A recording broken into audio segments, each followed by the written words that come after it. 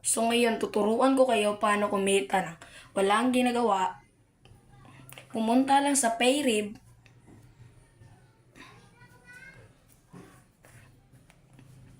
At ito yung Payrib. At mag-sign in kayo.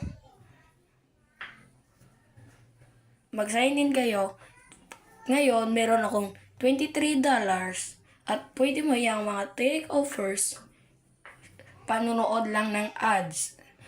Pwede rin sa take challenge, sa high offer. Ganyan lang kadali kumita ng pera.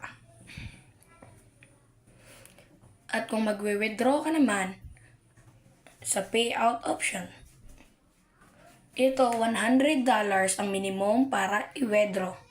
Meron yung mga PayPal, Google Play, bank transfer, at marami pang iba. So ganyan kadali kumita ngayon. Goodbye!